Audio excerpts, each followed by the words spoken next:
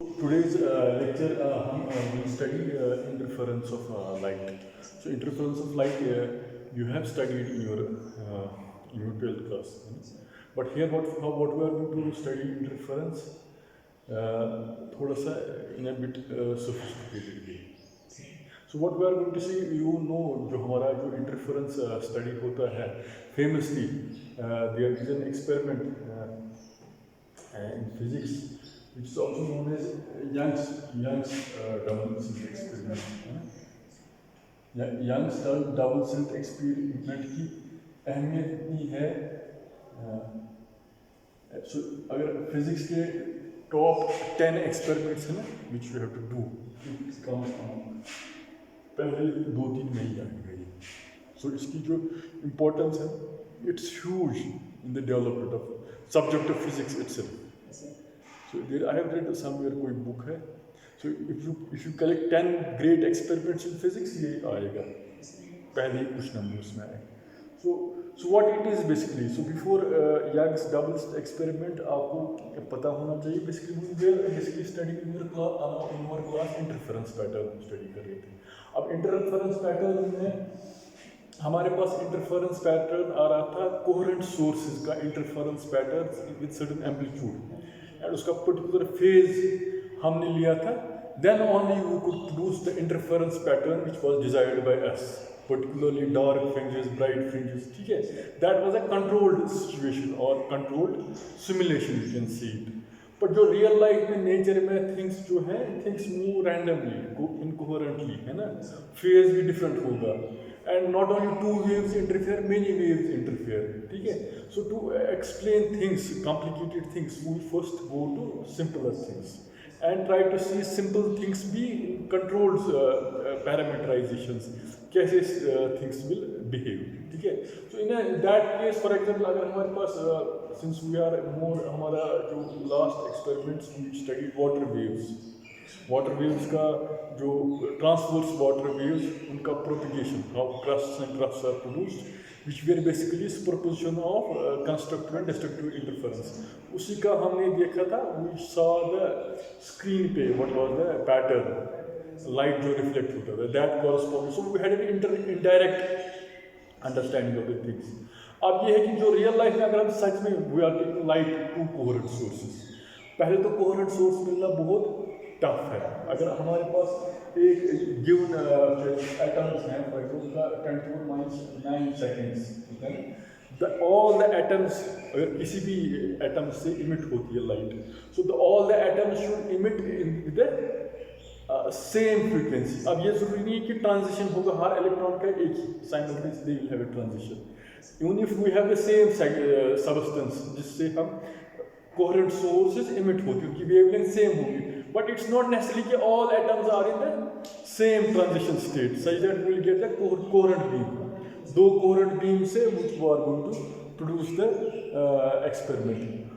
So in our days also it's very tough.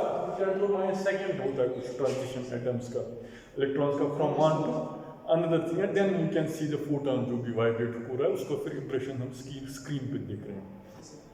So what Young's did a very ingenious or clever trick भी कह सकते हैं. What he did it in the early 18th century, 1866 में शायद उसने experiment किया था, 1802 में, सॉरी 1802 में एक्सपेरिमेंट किया था. उसने क्या किया, so we are going to bit rehash it what he has done. So उसने what, हमारे पास अगर स्क्रीन है फॉर एग्जाम्पल स्क्रीन है हमारे पास, ये सोर्स S1 है, सोर्स S1. तो इस पे स्क्रीन पे we are going to observe that जो इसका क्या इफेक्ट है. अब है अगर हमारे पास दो सोडियम लैंप्स होंगे, so which will illuminate two pin holes के थ्रू से इल्यूमिनेट करेंगे, तो जो पैटर्न हमारे पास होगा, जैसे या तो यहाँ से लाइट आएगी, ठीक है, it will go from this and this, so इसका इंटरफेरेंस पैटर्न यहाँ पर ऑब्जर्व करेंगे. या हमारे पास एक ही सोर्स होगा, ठीक है, सोर्स एक ही होगा, so what we are going to do, यहाँ से लाइट आएगी एंड देन वो source it will just branch out into दो सोर्सेज में ब्रांच आउट करेगा, S1 S2 S1. और S1 S2 ये है ये डिस्टेंस एंड इट्स जो स्क्रीन पे इसका आप देख सकते हैं इंप्रेशन। तो ये तो हम but what did young do, young ने क्या किया, यंग ने काम किया तो इसने किया simple method to lock the phase relationship between to lock the phase relationship between two sources, lock the phase relationship between two sources so that जो इनकमिंग लाइट है whether it will move from one source and later interfere from two pinholes or there may be two coherent sources which are going to interfere, ठीक है, दोनों एक ही हो गया। But मसला ये है कि we have to log the phase relationship between the two sources, phase मतलब they should be in the same phase, जैसे वो एक्सपेरिमेंट में क्रस्ट एंड ट्रफ था ना वाटर वेव्स में, पर्टिकुलर फेज रिलेशनशिप और पर्टिकुलर पॉइंट पे जो when we vibrated those two pinholes तभी हमारे पास वो आ रहा था। सो इन द सेम वे ये चीज़ हमको रिप्रोड्यूस कर रहा था। अब इसको जो यंग ने क्या किया, इसने क्या किया, जो study classes but what repeat, उसने क्या किया, सिंगल वेव फ्रंट को ही व्हाट ही डिवाइड फ्रंट को स्प्लिट किया इसमें into two wavefronts. So single wavefront को ही wavefronts में इसको डिवाइड किया such that जो हम स्क्रीन पे इंप्रेशन देखते हैं, स्क्रीन पे ऐसे they have images from two sources. So we are not taking two sources. What he did, तो आपको दो कोहेरेंट सोर्सेज लाने थे, इसने क्या सिंगल वेव फ्रंट को ही डिवाइड किया दो फ्रंट में और इन दो फ्रंट्स का लेटर इंटरफेरेंस पैटर्न देखा स्क्रीन पे क्या है, ठीक है। Otherwise we have to do it this way, ठीक है। टू कोहेरेंट सोर्सेज का रेंज उनका फेज रिलेशनशिप भी नहीं होना चाहिए and they should start from the same time, ठीक है, then we can have those things on the screen.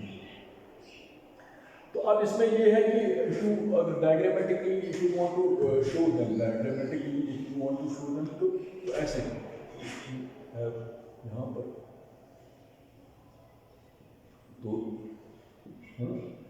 Source है, यहाँ एक यहाँ है ना दिस वन सोर्स ऐसे तो ये यहाँ से आ गया, ठीक है, ये यहाँ से आ गया, वाटर वेव्स की एनालॉजी, दूसरा भी यहाँ से है ना, ठीक है।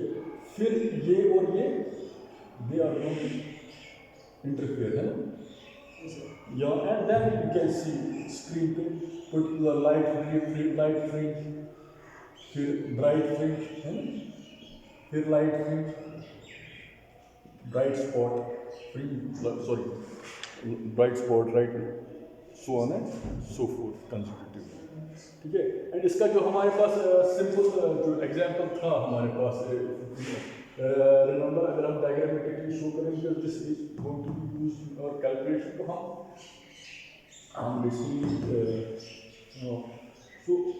सो अगर हमारे पास आप इसी डायग्राम को इसी वांट टू राइट लेते हैं पॉइंट ये एल है, ठीक है,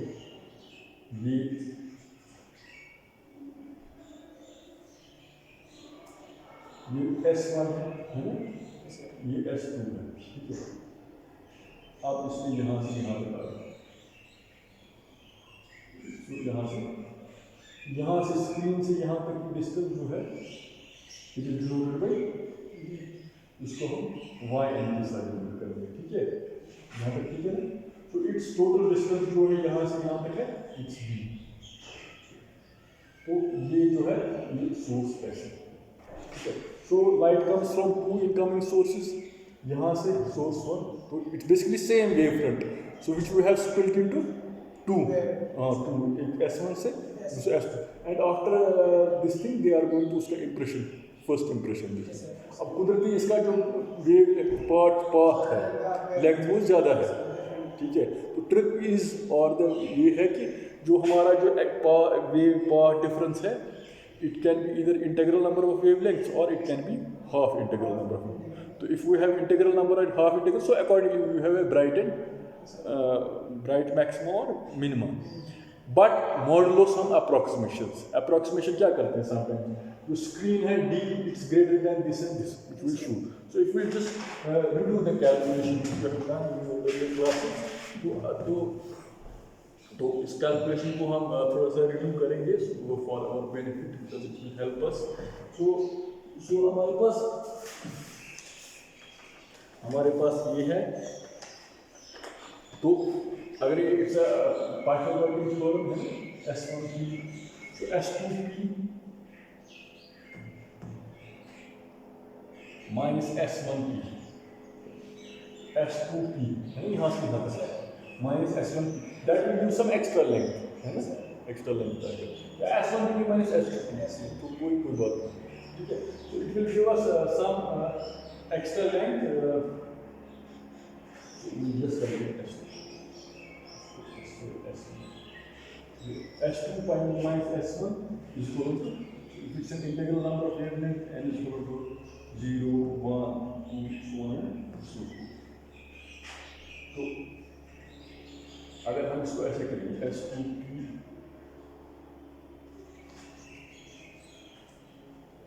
square minus S1P square, you can also write अगर S2P किसको बराबर हम लिख सकते हैं, it's a Pythagorean triangle S2P हाँ दिस प्लस दिस, हाँ it will B this plus this, ठीक है।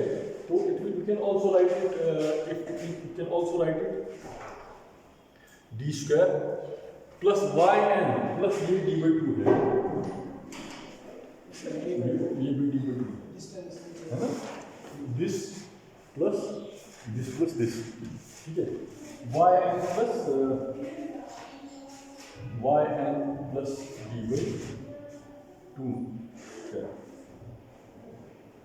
माइनस S1P किसके बराबर रखेंगे, तो it will again be d square plus yn minus d/2 है ना, यहाँ ये तो ज़्यादा आएगा इससे, माइनस आएगा दूसरा वाला आएगा, ये तो प्लस आएगा सिंस d/2 ज़्यादा डिस्टेंस, ये d/2 कम है, तो इस हिसाब से अगर यहाँ से राइट एंगल ट्रायंगल बनाएंगे it will be yn minus d/2 का होल स्क्वायर।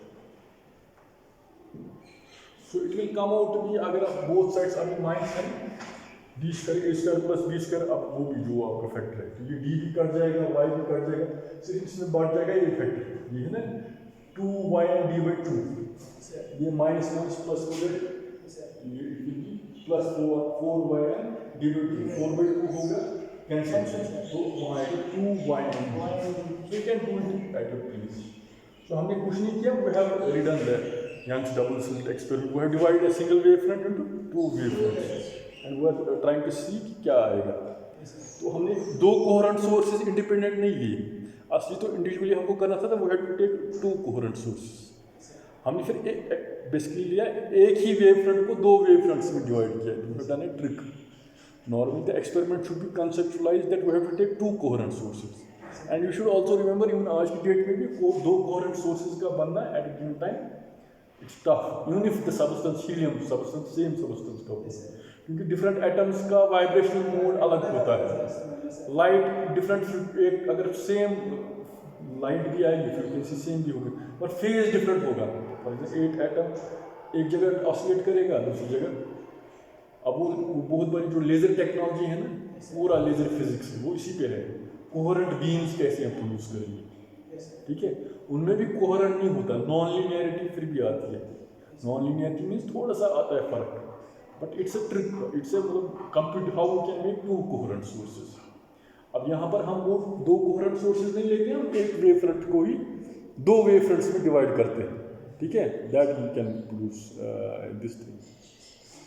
तो द एक्सपेरिमेंट वाज डन 200 साल पहले, ठीक है, but the problem still remains, coherent sources कैसे हम प्रोड्यूस करेंगे theoretically as well as experimentally, उसका थ्योरेटिकल एक्सप्लेनेशन अलग हो सकता है, तो एक्सपेरिमेंटल एक्सप्लेनेशन ऐसे हो सकता है, ठीक है, पहले थ्योरी भी समझनी चाहिए, ये दोनों things work side by side, ठीक है। तो यहाँ तक तो ये है। So now you can do simple things. यहाँ पर है ना ये S2P प्लस S1P है ना, ये A square minus B square है ना, A plus B into A minus B minus S1P है ना। तो यहाँ थोड़ा सा अप्रोक्सीमेशन करेंगे। S2P minus S1P is equal to Y and D divide by S2P plus S1P। अब इसमें यहाँ अप्रोक्सीमेशन ये है कि अगर Y and D जो है Y and D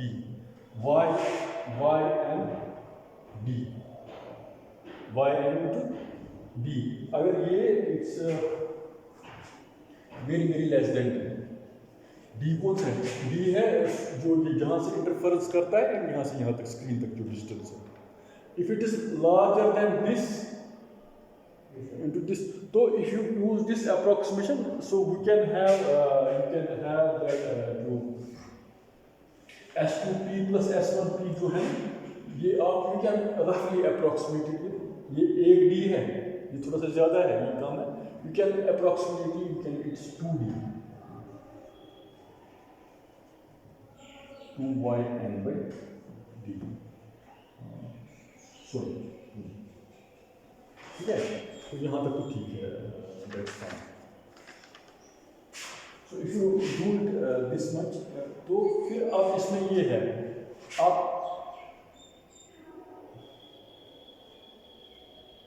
तो अब ये जो हमने किया था यहाँ पर it was integral number of wavelengths is equal to n lambda. अब इसको यहाँ पर मोटर की do इसको थोड़ा सा so what we are going to do is तो क्या आएगा, it will come out to be क्या होगा S2P minus S1P is equal to 2YNP sorry YN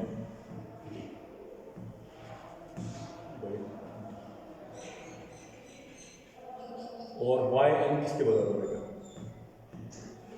अगर this S2P minus S1P is equal to n lambda है,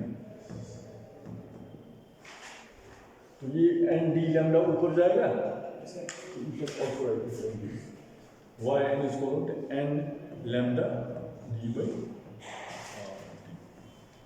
तो अब ये है कि YN इज व्हाट, यहाँ पर जो स्क्रीन है टोटल लेंथ। अब ये है कि अगर हमारे पास यहाँ तो कहीं पर YN पे ये YN आर स्क्रीन पे जो डिफरेंट पॉइंट्स है, n can be 1, n can be 2, n can be 3, ठीक है, you can denote it by natural numbers, ठीक है। अब अगर हमारे पास 2 कंसेक्यूटिव जो वेव फ्रंट्स है तो उसका क्या है, कहाँ पर हमको लाइक करेंगे, you can have YN plus Y of n plus 1 minus Y of n, ये आएगा बराबर किसके, n plus 1 lambda sorry n lambda d by d minus n lambda d by d, or if you denote this by beta, so it will come out to be n lambda d by d. Oh sorry lambda d by, you have done it, so well you have done it. So what, so जो fringe width for between two consecutive things, it will depend upon wavelength, it will depend upon this distance यहाँ से यहाँ तक, and it will depend upon D screen, और जहाँ से sources we have not taken 2 sources, we have taken a single wavefront जहाँ split होती है 2 wavefronts में, that's the distance between screen and this, so that's the fringe width कितनी होगी, ये इन 3 फैक्टर्स पे डिपेंड है, ठीक है। So you have to know problems कि अगर 2 फैक्टर है तीसरा पता नहीं है तो you can do it manipulate, fringe width दी होगी डी होगी, इन्हें गिवन सेटिंग हमको एक्सपेरिमेंट पता होगा, जैसे अगर आप लैब में भी सेट करोगे हम वहाँ इसी लेवल तो आपको पता है कि टेबल से यहाँ तक सोर्स से स्क्रीन तक कितनी डिस्टेंस है, आप स्केल से मेजर कर सकते हैं, ठीक है। और ये भी पता हो सकती है, यहाँ से वो भी ट्यून होता है, ठीक है। तो फिर अगर इनकमिंग वेवलेंथ अगर वो आप इससे ये you don't know the wavelength of the incoming light आप निकाल सकते हैं, या अगर वेवलेंथ दिया होता है तो आप फ्रिंज विड्थ निकाल सकते हैं। सो इट्स ए सरप्राइज, इसका कितना छोटा होता है ना बहुत, फ्रिंज विड्थ कितना होगा, इट्स सेंटीमीटर का 10⁻⁻⁴ कुछ सेंटीमीटर, तो you can calculate exactly fringe width कितना होगा। या इनकमिंग वेवलेंथ अगर नहीं पता होगी, you know the 3 parameters, you can know the incoming wavelength क्या होगा और एनी सोर्स, ठीक है। अगर आपको निकालना होगा कोई भी सोर्स का वेवलेंथ है, you can determine this is also one of the methods of determine experimental methods of determine the wavelength of light. अब इसमें यहाँ हमारा एक और काम होगा क्लासेस, तो हम इसमें आप करेंगे काम इंटेंसिटी डिस्ट्रीब्यूशन, ठीक है। Intensity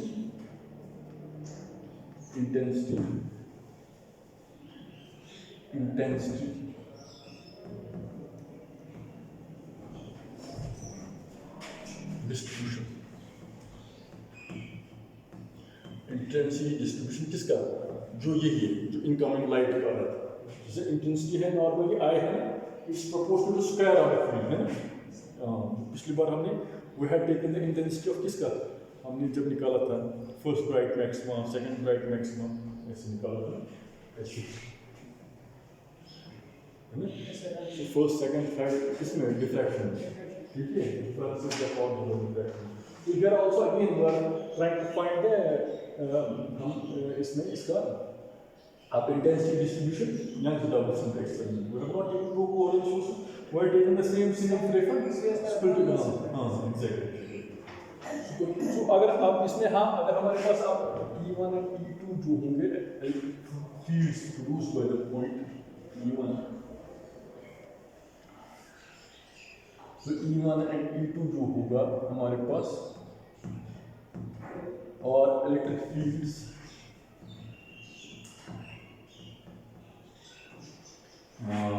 produced at the point, produced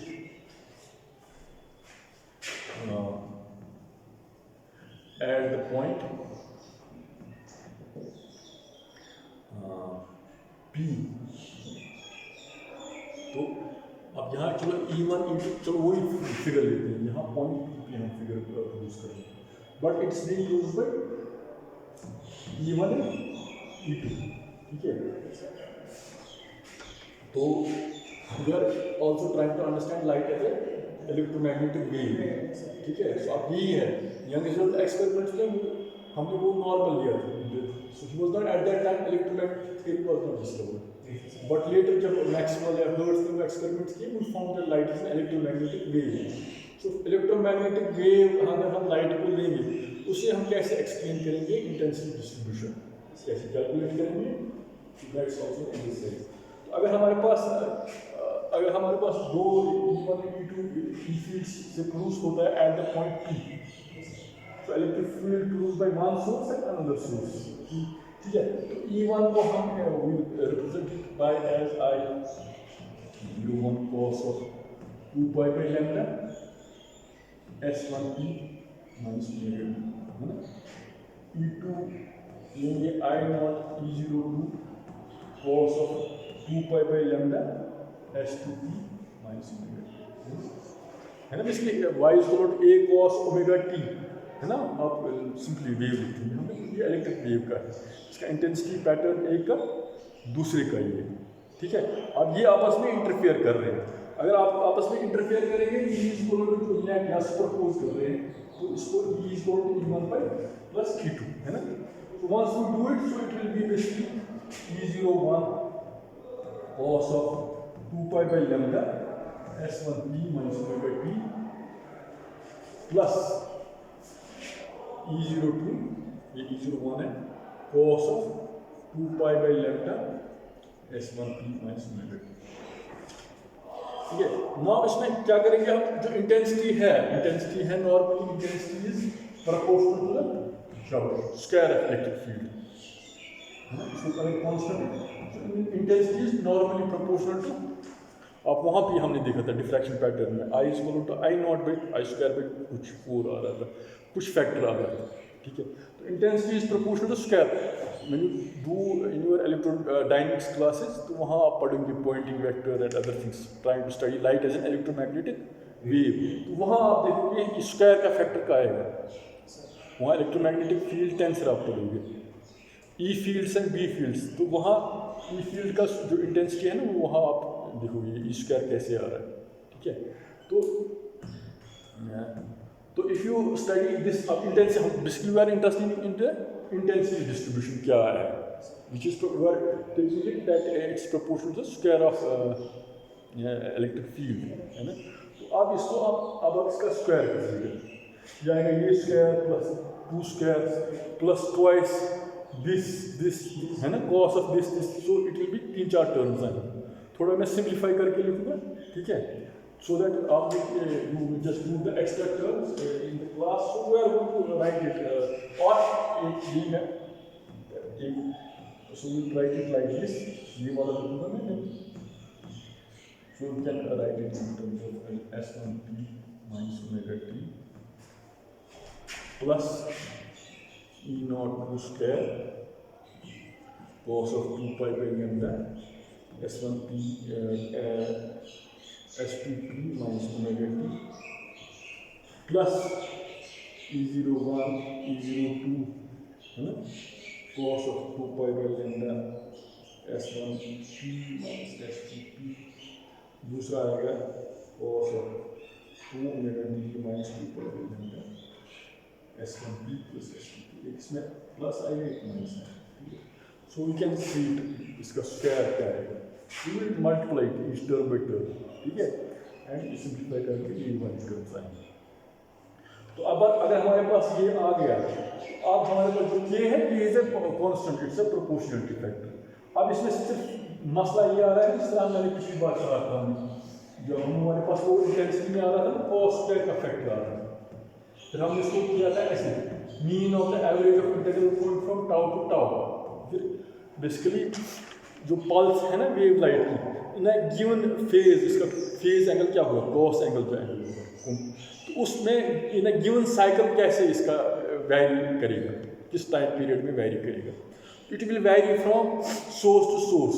for example हमारी आँख है ना, इसका है 10⁻⁹ सेकेंड्स में अगर कैमरा का वो है ना, वो ऊपर शटर नीचे जाएगा, तो 10⁻⁹ सेकेंड से हमारी आँख का देखने का वो टाइम फेज, ठीक है, उससे ज़्यादा होगा तो हमारी आँख में प्रोसेसिंग नहीं है। उसमें अगर हम देखेंगे तो वी कैन, अगर 2 कोहेरेंट सोर्सेज या 2 सोर्सेज आएंगे, जो स्क्रीन पे हम देख सकते हैं उसका इंप्रेशन क्या है। एडवांस कैमराज हैं उनका ये है, मगर ये डिपेंड करता है ये जो हमारे पास कॉस का एंगल क्या आएगा, फेज डिफरेंस बिटवीन 2 सोर्सेज, किस फेज के हिसाब से ये वहाँ से आ रहे हैं।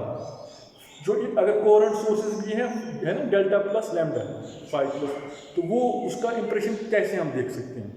तो it's basically we are trying to calculate cos square का integral on a given phase, हम कैसे वो कैलकुलेट करते हैं, and it will vary from, so to start the story short, long story short, तो हम क्या करेंगे, जो है यहाँ पर कॉस के लिए हम ये हमारा मसला ये कॉस स्क्वायर एंगल को हम कैसे कैलकुलेट करेंगे, cos square omega t minus theta, है ना। For an optical beam the frequency वेज लॉ 10.5 सेकंड, ओमेगा जो है ना फॉर ऑप्टिकल बीम ये है 10.5 साइकिल्स पर सेकंड। आप देखो कितना फास्ट है ओमेगा, मगर 10.5 साइकिल्स हो गए 10 1 0 0 0 0 ना, इतने साइकिल्स 1 सेकंड में करते हैं। तो अगर लाइक कोई इलेक्ट्रोमैग्नेटिक वेव ये ऑसिलेट कर रहे हैं, तो इतने साइकिल्स 1 सेकंड में हो रहे हैं, and very with extreme value, ठीक है। तो अब इसमें ये है, इसको इंटीग्रल को हम कैसे कैलकुलेट करेंगे। So if you calculate it, ये है ना कॉस स्क्वायर ओमेगा टी, इसको 1 plus cos omega t by theta भी है ना, cos of omega theta is equal to 1 plus 2 cos omega theta by 2, है ना। इसको आप इंटीग्रल को करोगे ये आएगा ऐसे, चलो ये I just write it as, तो तो वहाँ पर अगर इसको इंटीग्रल को कैलकुलेट करोगे तो it will come out to be for t equal to 2 pi 10 to the minus 5 seconds, और जो cos का एंगल है so it will come out to be roughly it will come out to be, इसको आप थोड़ा सा एक दो स्टेप में कैन कैलकुलेट इट, या एक गार्टेक की बुक है ऑप्टिक्स, ठीक है, there are lot of copies in the library, go and see, वहाँ उसने थोड़ा सा ही दिखाया है इसका एक्सप्लेनेशन, इसका क्या आएगा, ठीक है, कैसे निकालते हैं। Since we don't have time तो मैं इससे भी सिंपली लिखूंगा omega t minus theta is approximately, अब ये है ना, ये integral will oscillate between cos का एंगल क्या मैक्सिमम वैल्यू क्या आएगा फ्रॉम -1 to +1, ठीक है, तो उसी में जो इसका एंगल है ना omega it will value from minus two plus, तो और इसका एवरेज वैल्यू अगर लेंगे, एवरेज वैल्यू क्या है, इट विल बी 0, हाँ एवरेज वैल्यू की 0। सो इंटेंसिटी जो डिटेक्ट नॉर्मली जो स्पीड में हम इन टर्म्स ऑफ करेंगे, it will be I will be equal to I1 plus I2 plus twice I1 I2, ये है ना स्क्वायर, ये है ना square of the intensity field, ये है ना, ये इसका स्क्वायर इससे कट जाएगा, इसका यहाँ रह जाएगा जो ट्वाइस का फैक्टर है, उसमें ये रह जाएगा cos ऑफ डेल्टा। अब डेल्टा है ना, डेल्टा में आएगा फेज रिलेशनशिप हमारे पास, मतलब क्या delta is represented by 2 pi by lambda cos of 2 pi by lambda S2p minus S2p, it will be given by जो पार्ट डिफरेंस है ना, पार्ट डिफरेंस जो है ना for this it will be given by this delta term, इधर it can be S2p minus lambda और S2p plus lambda minus, sorry. तो अगर हम इसको आप मैक्सिमम इंटेंसिटी या अगर हम आप इलेक्ट्रिक फील्ड को हम electric field we are going to take, तो we are field we are taking it as 1/2 k naught E0 है ना, ये कांस्टेंट इलेक्ट्रिक फील्ड, तो इंटेंसिटी इसका स्क्वायर पे डिपेंड है, सॉरी इंटेंसिटी, तो इंटेंसिटी जो है। अब इसमें अगर हमारे पास मैक्सिमम और मिनिमम लेंगे तो मैक्सिमम कब आएगा, it will be I1 plus I2, maximum minimum आएगा I1 minus I2, you can have I max equal to I1 plus I2 whole square और I minimum equal to I1 minus I2, ठीक है, whole square. Again इसमें जो आएगा हमारे पास जो पार्ट डिफरेंस है S2p माइनस S1p है ना, ये वाला, so S2p माइनस हम नॉर्मली लेते थे S2p माइनस, अब हम we are going to say if it's approximately equal to S1p, ये से थोड़ा कम ही होगा, थोड़ा सा दैट वही है, that will be integral amount of ये paper half integral amount of तभी हमारे पास ब्राइट डार्क स्पॉट आएगा, so it will come out to be n lambda, और हमारे पास अगर मिनिमम होगा, मिनिमम के लिए S2p S1p is equal to n plus half, तो अगर I1 is equal to I2, अगर I1 इज इक्वल टू तो ये आ गया मैक्सिमम आएगा, ठीक है। अब अगर I1 is not equal to I2, अगर I1 is equal to I2 तो मैक्सिमम आएगा I2, ये मैक्सिमम, तो अगर I1 is equal to not equal to I2 तो क्या आएगा, so the minimum intensity is not equivalent to 0, the minimum intensity is not equivalent to 0। अब ये है कि इसका correspondence अगर हम लेंगे कि अगर हमारे पास S1 है, S2 are illuminated by different light sources, और the phase difference delta will remain constant for about 10⁻⁹ seconds, जो हमारी आँख का है resolution जो भी है, and if you उसका एवरेजिंग हम करेंगे इन द गिवन साइकिल, तो कॉस ऑफ डेल्टा, तो उसका मतलब है कॉस ऑफ डेल्टा जो हमारे मिनिमम में आएगा इट विल बी 0। नॉर्मली जो हमारे पास जो इंटेंसिटी पैटर्न है, for example they will not cancel if it's I1 is not equal to I2, cancel नहीं होगा ना। ये दो कोहेरेंट सोर्सेज आएंगे, ये सिंपली उनका इंटेंसिटी पैटर्न हम स्क्रीन पे देखेंगे, क्योंकि इनका intensity they did not interfere constructively और डिस्ट्रक्टिवली, क्योंकि फेज रिलेशनशिप था ना different. So the intensities will simply add up, I is going to I1 plus I2। so for incoherent sources के लिए हम सिंपली एक इंटेंसिटी पैटर्न देखें screen पे। जैसे दो लाइट्स का, एक लाइट लाएंगे ब्राइट लाइट, दूसरी ब्राइट लाइट, तो ये आपस में करेंगे तो आप स्क्रीन पे मोर ब्राइट लाइट देखेंगे। But if we just do it coherent source, थोड़ा ये ज़्यादा टफ है एक्सपेरिमेंट, एक्सपेरिमेंट करना या दो कोहेरेंट सोर्सेज को ऐसे इंटरफेयर कराना such that you are able to observe bright and dark fringes. उसका हमारे पास ये रिएक्शन होना चाहिए, तब ये आएगा। नॉर्मली इनकोहेरेंट सोर्सेज आएंगे तो the intensity will simply see intensity pattern on the screen, जो नॉर्मली हम देखते हैं बोर्ड पे। तो अगर यहाँ से हम शमा भी लाएंगे, यहाँ से लालटेन लाएंगे, यहाँ से बल्ब लाएंगे, ठीक है, अब स्क्रीन पे हमको ज़्यादा नहीं दिखेगा ना फ़र्क। दो दे में भी डिफरेंट सोर्सेज का वेवलेंथ डिफरेंट हो सकते हैं। नियॉन लैंप लाएंगे, अगर ये पर्टिकुलर कॉम्बिनेशन से हम करते हैं तभी ये पैटर्न हमारे पास आएगा। अब वो ये कि टू इनकोहेरेंट सोर्सेज में ये simply we see the intensity pattern will add up on the screen. तो आप अगर इसका आप ग्राफिकली अगर हम डाल यहाँ पर ऐसे इंटेंसिटी का जो हमने अब ये फैक्टर लिया ना डेल्टा लिया हमने power difference cos of 2π/λ/t minus. तो डेल्टा को अगर हम एक साइड से लेंगे और इंटेंसिटी पैटर्न को ऐसे लेंगे, इट विल कम आउट यहाँ से आएगा I0 है, इसको हम कॉस ये है डेल्टा ऐसे आएगा। The distance between S1 and S2, S1p and S2p is large, ऐसे ही है। नॉर्मली जो है ना ये कॉस स्क्वायर का एंगल, जो इंटेंसिटी पैटर्न डिस्ट्रीब्यूशन हम नॉर्मली उसको हम नॉर्मली जो आता है उसको हम कहते हैं कॉस स्क्वायर पैटर्न भी कहते हैं। इसकी we are studying cos square delta pattern, जो वो है ना डेल्टा में पावर डिफरेंस है बेसिकली तो सोर्स कोहेरेंट और इनकोहेरेंट जो भी सोर्स है जो इसका पावर डिफरेंस, ये इसको हम स्टडी करें कॉस स्क्वायर डेल्टा पैटर्न।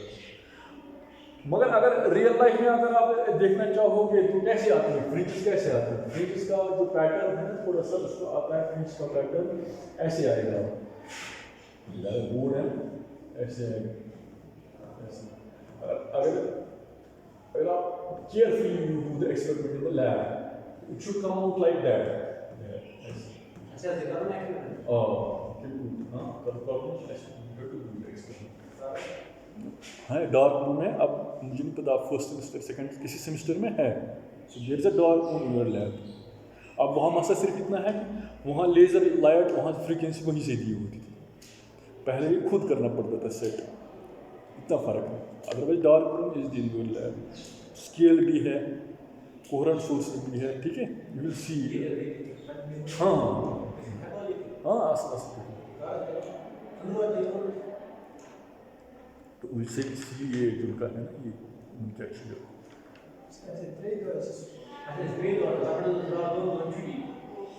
चलो वर्ड को वैसे will do this and discuss.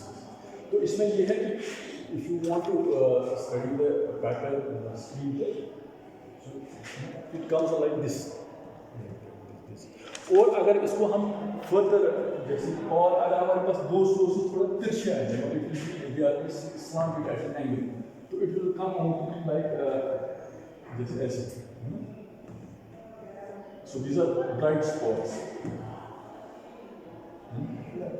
So it will come out like that overlap ऐसे। So these are bright spot ऐसे ऐसे, but the pattern should be same दो सोर्सेज, ठीक है।